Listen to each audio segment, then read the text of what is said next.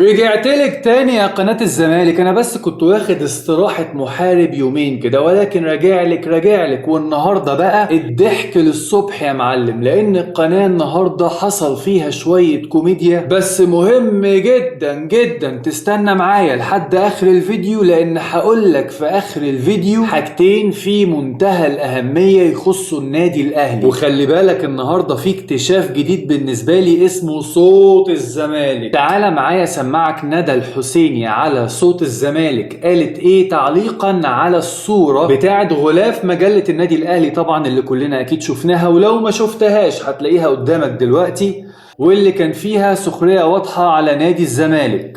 عايزك بقى دلوقتي تسمع معايا ندى الحسيني على صوت الزمالك علقت وقالت ايه على غلاف مجلة النادي الاهلي. دي كارثه اكبر، ان دي مجله رسميه، منصه رسميه، والحقيقه انا مستغربه المجلس الاعلى للاعلام فين من الكلام ده؟ استاذه ندى يا جماعه في حاله من الاستياء. ازاي المجله الرسميه بتاعت النادي الاهلي تطلع وتتريق على نادي الزمالك بشكل غير مباشر، وتقول لك ان اسعار اللحمه كانت في 78 وقت ما الاهلي كسب الدوري ال15 كانت كذا، والدولار بكذا، وجوز الحمام كان 3 فرد. فهي طبعا مستاءة، لان ما يصحش جهة رسمية بتمثل نادي بشكل رسمي تطلع تتريق او تلقح على المنافس. هو حضرتك بتتفرجي على قناة نادي الزمالك؟ طب حضرتك بتسمعي الأستاذة مها صبري بتعمل ايه؟ طب حضرتك بتتابعي الأستاذ الفيلسوف الأعظم جاليليو؟ طب حضرتك سمعتي محمد القاضي وهو قاعد في قناة الزمالك كان بيلقح بيقول ايه؟ طب حضرتك بتتابعي قناة الزمالك أساسا؟ طب حضرتك بتسمعي صوت الزمالك اللي انت طالعة تتكلمي منه أساسا؟ حضرتك التريقة أو التلقيح هو أسلوبكم انتوا في قناة نادي الزمالك وصوت الزمالك. فأنا مش فاهم البجاحة برضو، ما هي البجاحة دي يا جماعة بقت برضو أسلوب حياة عند البعض. تطلع تقولك ازاي يا بنت الحلال، ده أنا بحاول أدور على برنامج واحد على قناة الزمالك أو على راديو الزمالك ما بيجيبش سيرة الأهلي، مش لاقي. فمن فضلك يا فندم روحي اتفرجي على قناتك، روحي اسمعي صوت الزمالك، يا ريت تبصي على مجلة الزمالك والحاجات اللي كانت بتنزل قبل كده تريقة على النادي الأهلي وإهانة للنادي الأهلي وإهانة لرئيس النادي الأهلي. ياما حصل حاجات. أما لو هي بتاكل عيش وهي لا بتتابع قناة نادي الزمالك، إيه ده؟ طب ما هي حتى لو ما بتتابعش قناة نادي الزمالك وحتى لو ما بتتابعش صوت الزمالك، ما هي نفسها بتلقح على الأهلي. وبعدين يا ستي ماله الغلاف؟ في إيه الغلاف؟ فيها إيه يعني لما أقول إن النادي الأهلي كسب الدوري ال15 سنة 1978 أيام ما كان الدولار بكذا وجوز الحمام ب3 فرد؟ معلومات تاريخية حتى يا ست، مش الإفيه ده بالنسبة لكم عادي ما فيهوش مشكلة يعني؟ خلاص عديه. كونك انت بقى عايزة تاخدي الكلام بمعنى ان اللي انتوا بتحققوه سنة 2026 احنا حققناه سنة 1978، افهميها زي ما تفهميها. وعايز اقولك على حاجة برضو، زميلك في قناة الزمالك جاليليو يوم فوز الزمالك بالدوري طلع جاليليو وهو لابس تيشيرت الزمالك، وبدل ما يحتفل مع الزمالك ابتدى يوجه بعض الرسائل للنادي الاهلي في شكل واضح من التريقة والسخرية والتلقيح. تعال نسمع باقي الصياح. اول مرة اشوف واحد كسبان دوري وبيصيح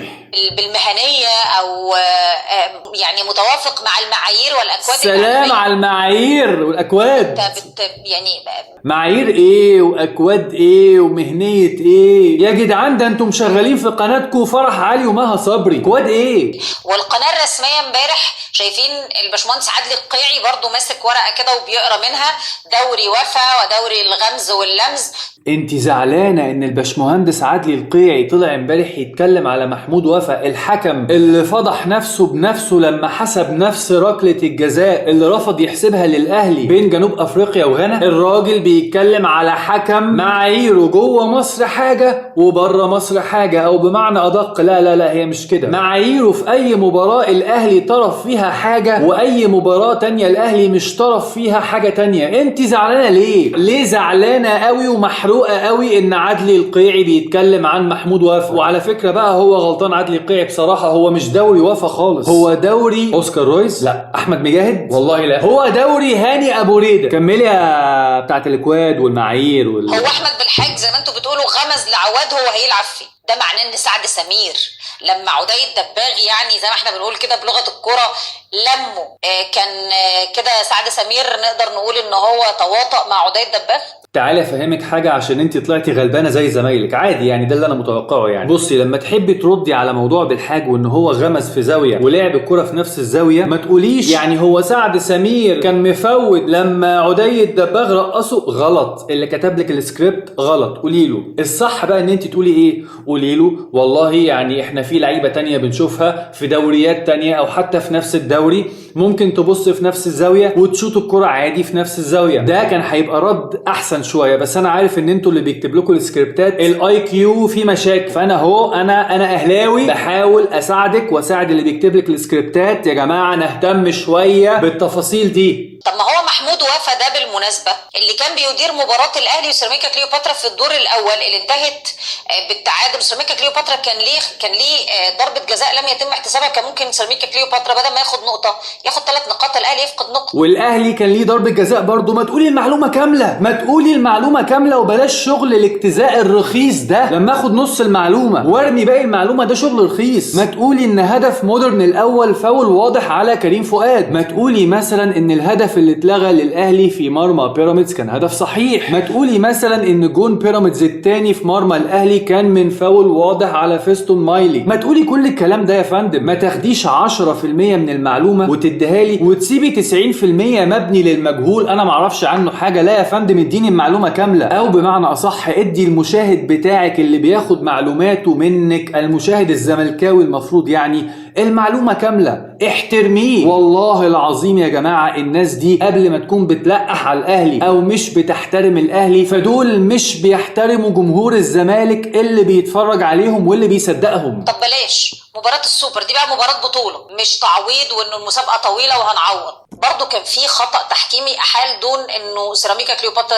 خلي بالك قبل ما ارد لك على موضوع التحكيم في ماتش السوبر ده، هنا برضو فن قصف جبهة الذات او فن الرد على الذات. هي بتقول لك ايه؟ ماتش السوبر اللي هو ايه؟ اللي هو ببطولة مش هينفع يتعوض. هي اللي بتقول. خلي بالك انا هقولك على حاجة، بعد ما تخلصي البرنامج بتاعك وانتي خارجة هتلاقي فيه طرقة طويلة جدا بقى فيها الاوض وفيها المكاتب وفيها حاجات زي كده يعني. هتلاقي على ايدك اليمين مكتب قاعدة فيه مها صبري بتراجع السكريبت اللي هي هتقوله يعني في الحلقة. قول لها يا مها صبري هل استحق سيراميكا ضربة جزاء في ماتش السوبر؟ هتقولك لا طبعا. قول لها ازاي ما استحقش؟ هتقولك ما انا اتنيلت على عيني وطلعت على الهوا وقلت ان باريس سان جيرمان في الشامبيونز ليج. الناس اللي متابعاني تصحى شويه بقى وتركز معايا. فاكر مها صبري لما طلعت وقالت لك انا بهدي للاخ بتاع قناه الاهلي ضربه الجزاء اللي ما اتحسبتش؟ فاكر انا طلعت هنا قلت لك ايه؟ قلت لك ما اتحسبتش عشان الكوره كانت مرتده من لاعب باريس للاعب باريس. معاناه ان انت تناقش حد شغال في قناه نادي الزمالك، معاناه. مها صبري معاكي في نفس المنظومه يعني. بتقول عكس اللي انت بتقوليه. بتقول ان كوره سيراميكا بمعاييرها هي مش ضربه جزاء، لان الكوره لما اتشاطت ارتدت من لاعب النادي الاهلي راحت لايد لاعب النادي الاهلي، فبالتالي مش ضربه جزاء. فانتوا بقى ايه يعني؟ حاولوا تتكلموا مع بعض مثلا. فانت بقى تقولي لها بقى يا مها يا صبري حد يطلع على قناه الزمالك ويقول الكلام ده، هتقول لك وانا مالي؟ هو انا بقول حاجه؟ انا بقرا السكريبت اللي بيجي لي. قولي لها طب على الاقل حتى راجعيه يا ستي. هتقول لك هو انت يعني اللي بتراجعي؟ ما انتوا كلكم ماشيين بسكريبتات يا بيه. ليه بس طول الوقت انت شايف اللي ليك من وجهة نظرك بالمناسبة ومش شايف اللي عليك؟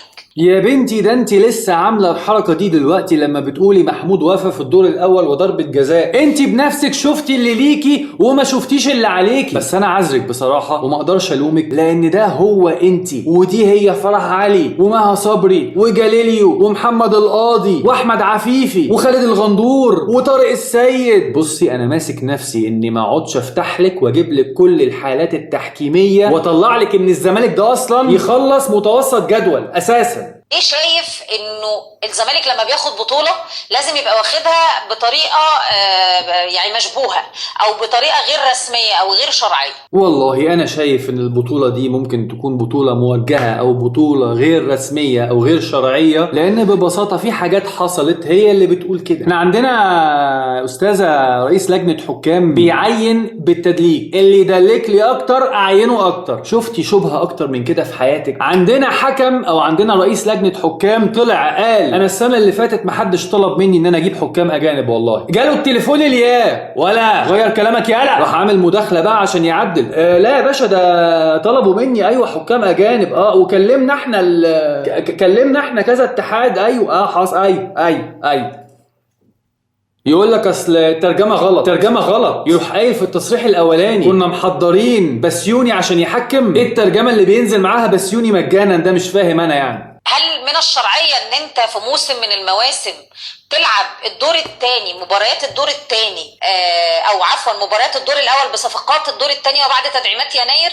تعالوا يا جماعه اقروا اللائحه. اللاعب المقيد رسميا يحق له المشاركه في اي مباراه تلعب بعد القيد او بعد قيده، بغض النظر المباراه دي من اي جوله، العبره بتاريخ اقامه المباراه. وعايز اقول لك بقى بعيدا عن الكلام ده ان نادي الزمالك نفسه استفاد من القصه دي قبل كده، ومش الزمالك بس ومش الاهلي بس، انديه تانية كتير. اي نادي كان بيتاجل له ماتشات من الدور الاول وكان بيلعبها الدور الثاني بعد ما جاب صفقات الشتاء كان عادي جدا بيشارك معاه اللعيبه بتاعه الصفقات. بس هتفهم مين وهتقول لي مين؟ كملي يا استاذه ندى. ترزي الكره المصريه الشهير اللي كان بيقعد ياجل بالسبع 8 مباريات، ولما بنيجي نلعب ما بنلعبش بترتيب الجدول، احنا بنلعب بالفرق الاضعف اللي ممكن نجمع منها نقاط. تعالي يا بتاعه ترزي الكره المصريه، تعالي بصي بقى، دي اسهل حاجه اصلا انا اقدر ارد عليها من غير ما اعمل سيرش ومن غير ما ابص في لائحه ولا اي حاجه، لانها حاجه محتاجه اختراع عجيب.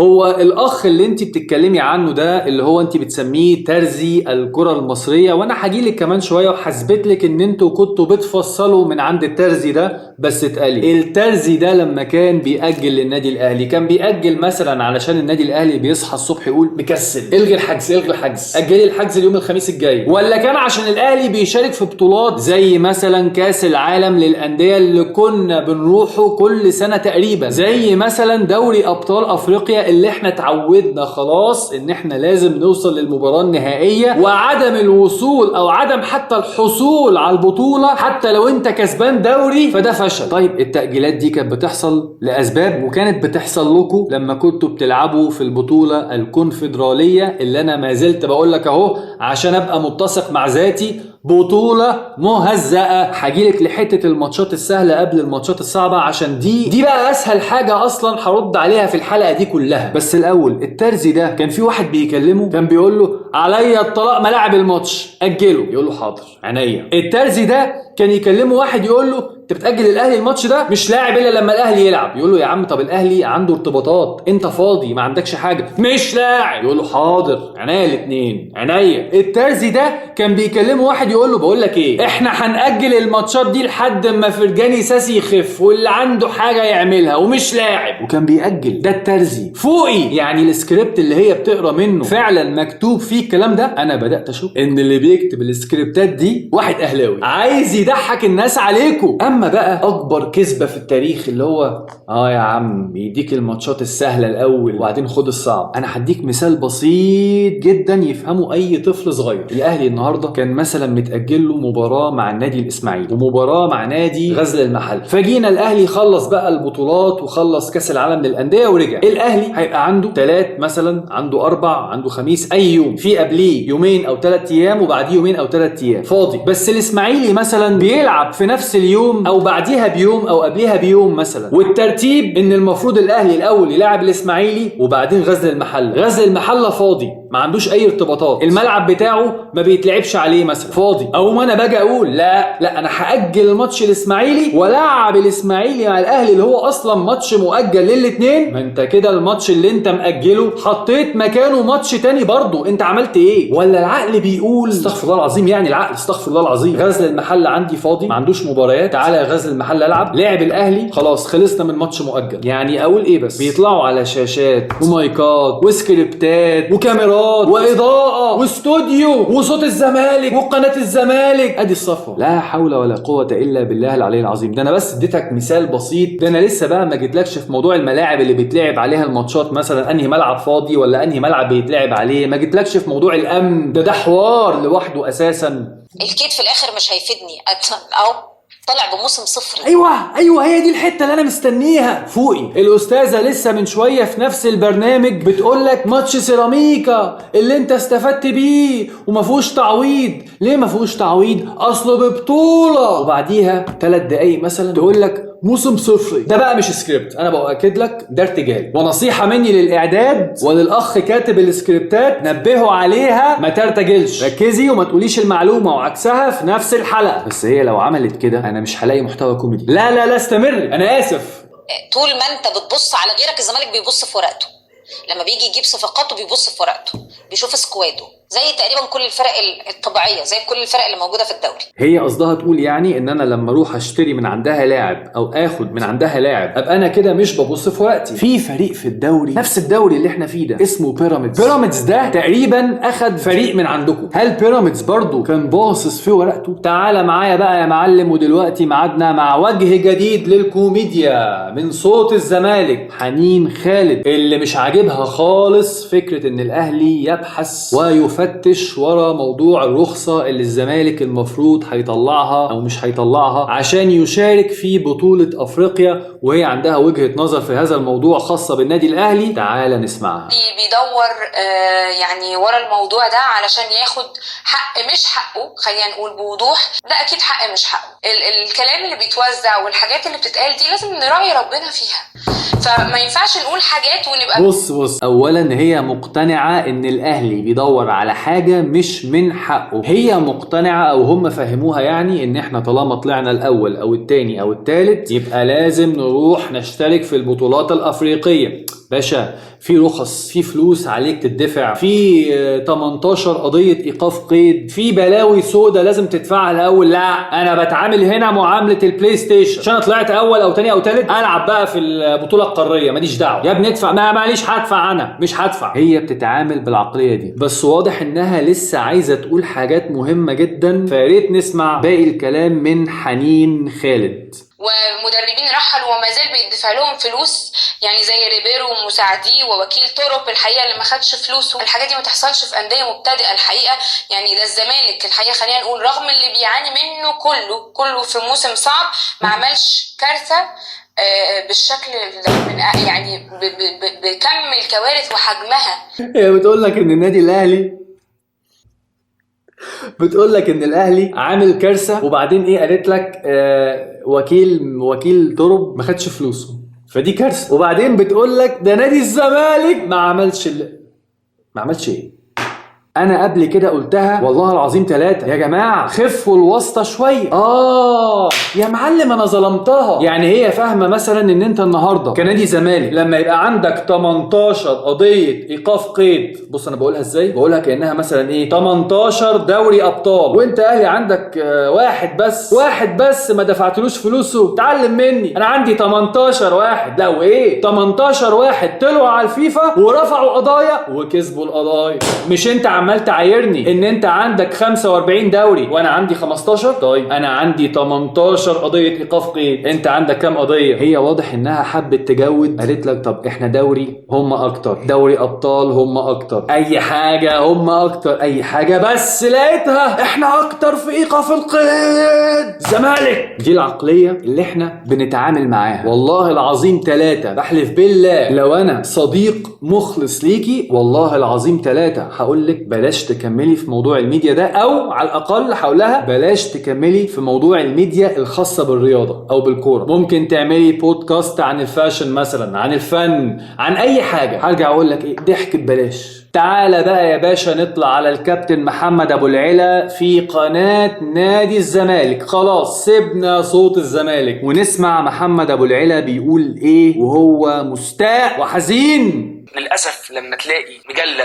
زي مجله النادي الاهلي بتتكلم بالطريقه ممكن تكون الحقيقه يعني مش قادر اقول مثلا ايه، يعني هل انا مش قادر اسمي مسمى غير انحطاط اعلامي. الكابتن محمد ابو العلا مش عاجبه طبعا الانحطاط الاعلامي. ده الكابتن محمد ابو العلا اللي بيقول، ده هو اللي بيقول ان يكون في لغه رئيسيه رسميه بهذا المستوى. الحقيقه انا الحقيقه مش قادر اشوف قدر من الركاكه بهذا وعلى فكره انا من الناس اللي دايما يعني بنحترم الكيانات الكبيره، وكلامنا هنا مش على كيان، انا بكلمي على عقول. طب فين الحكماء؟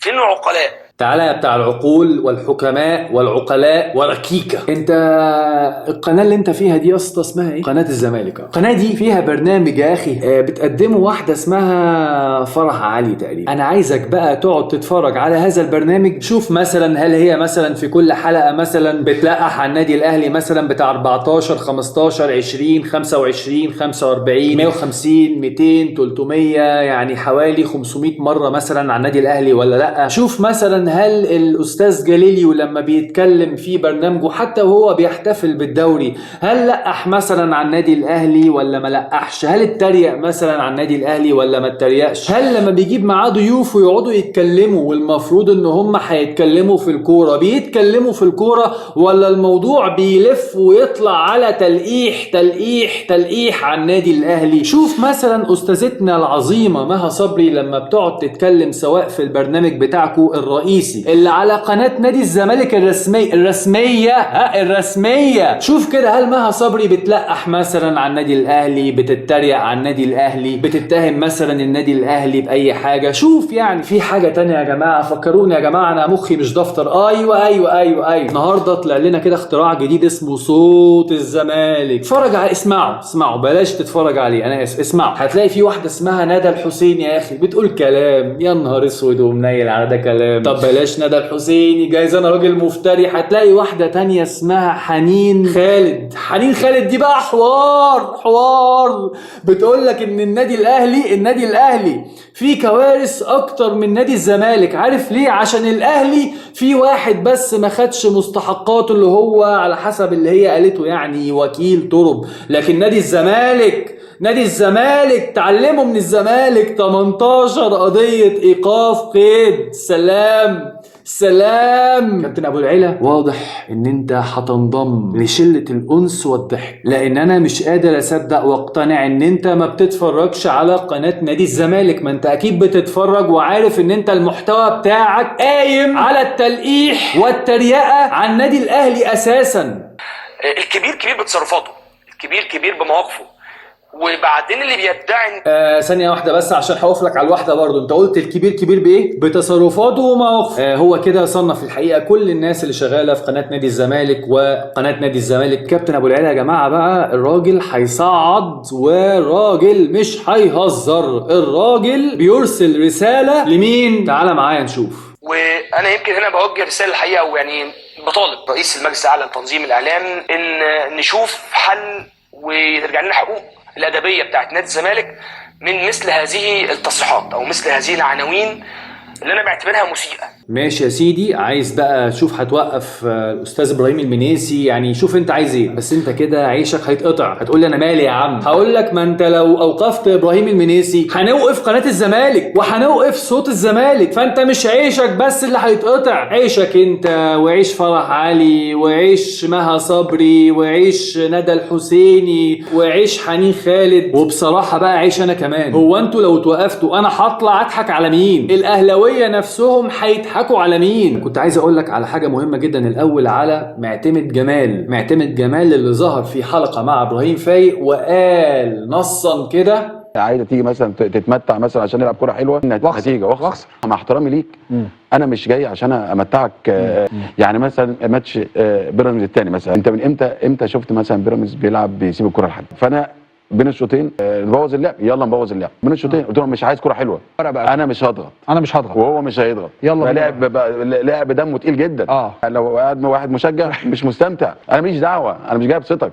انا هنا قلت لك انسى الاكذوبه اللي بتقول لك ان جمهور الزمالك يهمه اللعب الحلو لكن ما يهموش النتيجه، وزي ما قلت لك قبل كده هم يهمهم المكسب ثم المكسب ثم المكسب، في داهيه الاداء. معتمد جمال دلوقتي بقى احسن مدرب في المجره، وانا بقول لك من هنا اتمنى استمرار معتمد جمال الموسم الجاي، وهتشوف هل معتمد جمال فعلا مدرب جامد ولا مدرب عادي وقليل فنيا جدا. اخر موضوعين عايز اكلمك فيهم بقى، واللي نبهتك من اول الحلقه انك تستنى معايا اول موضوع هو موضوع الرخصه. سمعنا كلام على السوشيال ميديا ان النادي الاهلي هيبدا يتحرك ويشوف هل نادي الزمالك هيمشي في موضوع الرخصه بشكل قانوني ولا هيكون في خرق للوائح. ناس كتير بتقول لك والله النادي الاهلي لو ده حصل والزمالك ما طلعلوش رخصه النادي الاهلي هو اللي يخش في دوري الابطال. ناس تقول لك لا، الموضوع لسه مش واضح. رساله بسيطه جدا لاداره النادي الاهلي بعد طبعا استشاره الجهات القانونيه اللي بتفهم في اللوائح وتفسير بنود اللوائح تفسير واضح. يعني الزمالك النهارده لو القانون بيقول او اللائحه بتقول ان في حاله ان هو لو ما عرفش يطلع رخصه فبالتالي ما يقدرش ان هو يشارك في دوري الابطال، فبالتالي انت اللي تشارك مكانه، حقك امشي ودوس فيه لو الكلام ده موجود وحقيقي. تاني حاجه بقى ترب. يا جماعه عيب، يا جماعه تسمع من اكتر من صحفي يقول لك ده يسترب خلاص المسألة تم تسويتها والراجل هياخد 3 شهور ولا 4 شهور، وبعدين تفاجأ في المؤتمر الصحفي ان الراجل بيتكلم في منطقة تانية تماما ويقول لك ان شاء الله انا مكمل ونهاية عقدي والاعدادات للموسم القادم. والنهاردة تسمع ان الراجل بعت ايميل عشان اللعيبة اللي عايز يستبعدها واحتياجات الفريق، فتلاقي بعض الصحفيين اللي طلعوا قالوا ان هو خلاص